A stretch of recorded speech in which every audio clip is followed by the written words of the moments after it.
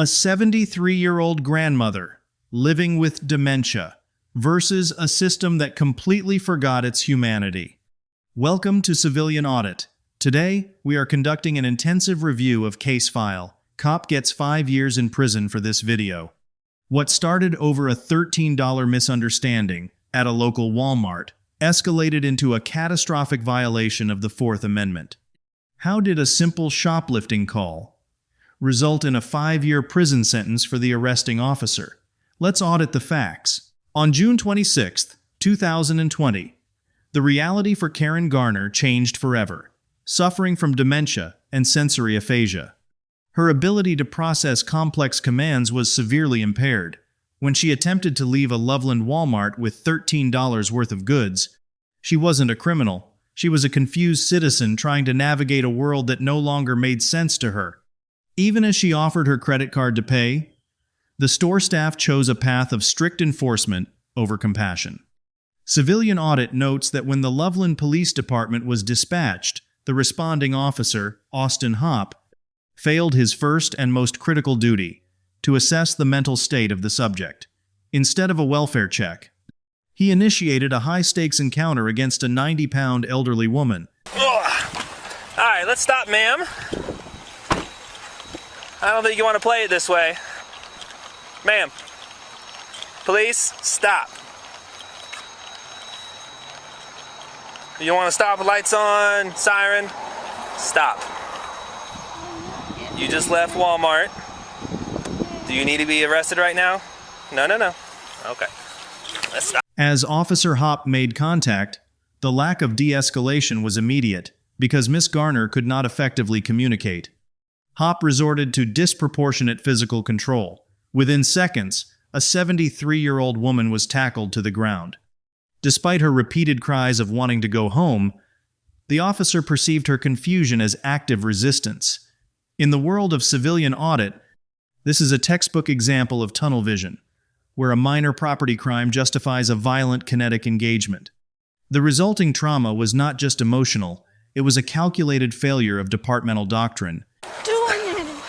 Right now you're resisting, which is not going to fly with me. And before that you tried to steal from Walmart. And they caught you and took the stuff back. Stand up. Oh boy.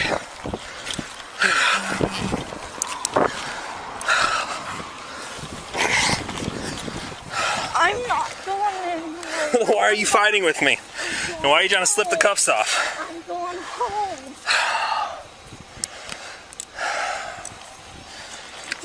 Stop. I'm going home. No, you're not. Are you finished? Are you finished? We don't play this game. You understand me? And if you try to kick me, oh, this is going to be bad.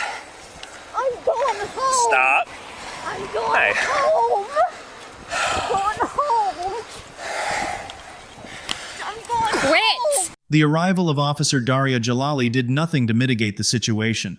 Instead of acting as a voice of reason, she became an active participant in the excessive force. When two armed officers are pinning down a confused grandmother, we must ask, where is the objective reasonableness? Civilian Audit highlights that backup is meant to secure a scene, not to amplify the violation of civil rights.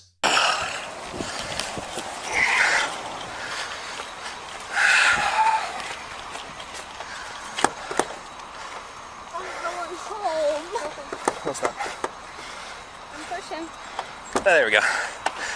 All right. Sit down.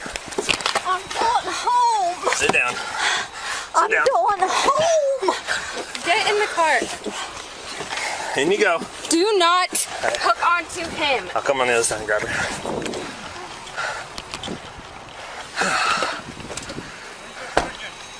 What's that? Where's your sergeant?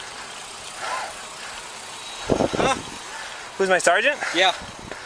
Okay, well, first, I can tell you that. Sergeant Metzler, he's at the police department. You can go talk to him if you have an issue. Yeah, give me your card so I can put a report. Okay. I see you there, how you throw the little kid. Little kid? Well, I don't know. He's not if a little kid. And this He was just walking, and I see you how you grab him. Stole from Walmart and refused to stop, refused to listen to lawful orders, and to fight me. This is what happens when you fight the police. I have to use force to safely detain her. That's what this is. This isn't just some random act of aggression. Let's dive into the legal audit. Officer Hopp later argued he had the authority to use force. However, under Graham v. Connor, the reasonableness of force must be judged by the severity of the crime. We are talking about a candy bar and a t-shirt. Let's pause the audit here. Considering Miss Garner weighed 80 pounds and posed zero threat, was any level of physical tackle justified for a $13 misdemeanor? Drop your verdict in the comments before we analyze the new Colorado laws. Under Colorado's Senate Bill 20-217, officers are now strictly required to use nonviolent measures first. While this law was technically in a transition phase during the arrest, the Fourth Amendment has always protected against this level of brutality. I don't know if you realize that. Yeah, well, the way that I see it from over there, Okay. I was like, that's no... But you don't know the whole situation. That's the thing. Yeah, but it's like... But knowing the situation, do you feel differently now? Oh, yeah. But That's it. like seeing it from there, that guy just walking... Yeah, I get that. I get that. So when I went to go grab her and talk to her, she started running, leaving, pulling away from me, trying to fight me. Well, that's the thing. I didn't see it running, Exactly. So before you go to a snap judgment, you gotta get all the facts. But right here, she wasn't running. I get that. I see her walking right there. You pull over. I gotta deal with this. You hang tight, okay? Get your feet in the car. All right. Here, let me see your feet. Credit card. We'll get it. Oh, my credit card.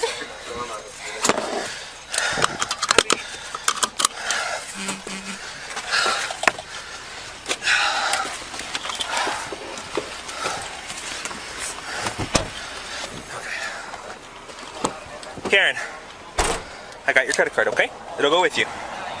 What's your date of birth, Karen? I want my credit card. I have it. You will have it with you. I will not lose it, I promise. What's your date of birth, Karen? What's your date of birth? What's your date of birth? Okay.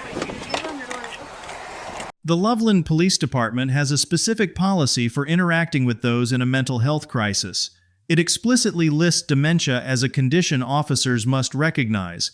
Symptoms like disorientation and speech disorders were clearly present. Officer Hopp ignored every single requirement to establish rapport. Instead of a calm demeanor, he utilized aggressive body language and commands that Miss Garner could not process. Civilian Audit classifies this not as an oversight, but as a willful violation of public trust. Sorry, I got nothing else. It's just from a credit card she has.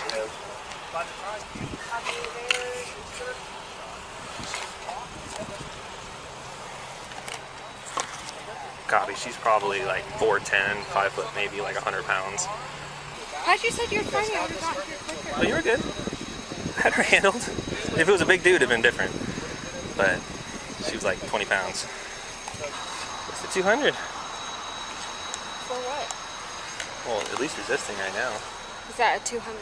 Yeah, okay. Hey. Let's get her down to the station. Okay, we don't need to wait for Capella. No, we can see what I mean, Okay. we know what's it say. She stole some stuff, and they caught her before she left and got it back, and then she ran out. So we have the... And then you contacted her for that. And then she resisted and obstructed. resisted. So We're good either way. So we're good either way. Cool. She's going. All right. We'll get a pass. If they decide not to prosecute, I don't care. Cool. Okay, we'll head down there. Sergeant Philip Metzler later pushed for charges of resisting arrest. In U.S. law, the mens rea, or guilty mind, is essential. How can a person with advanced dementia intentionally obstruct an officer? Under Colorado Revised Statute 181803, impaired mental condition is a valid legal defense. The attempt to stack charges on Miss Garner was a clear attempt to shield the department from legal liability. Thankfully, prosecutors recognized the absurdity of these charges and dismissed them. Hey, you got the door open. Come on, Karen. I'm gonna run. You're gonna run? Oh, good thing we got the hot one. I was gonna pay for it. The most disturbing part of this audit happened at the station, while Miss Garner sat in a cell with a broken arm and a dislocated shoulder. Officers Hopp and Jalali were caught on camera fist-bumping and laughing. Civilian Audit has tracked the final judicial outcomes of this case. In May 2022, Austin Hopp was sentenced to 5 years in prison.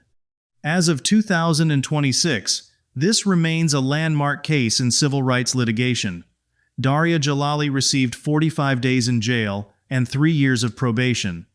The city of Loveland was forced to pay a $3 million settlement. This wasn't just a win for Miss Garner. It was a decisive blow against the culture of antisocial policing. Before we close this brief, remember that your rights are only as strong as your knowledge of them in any encounter. Prioritize your safety, document everything, and hold the system accountable through the courts. Stay safe out there. Look out for the vulnerable in your community, and have a productive week ahead. This video is for educational, documentary, and analytical purposes only. Civilian Audit utilizes OSINT and public records to provide independent commentary on legal and procedural frameworks. If you found value in this deep dive audit, drop a like, subscribe, and share your thoughts in the comments. See you in the next briefing.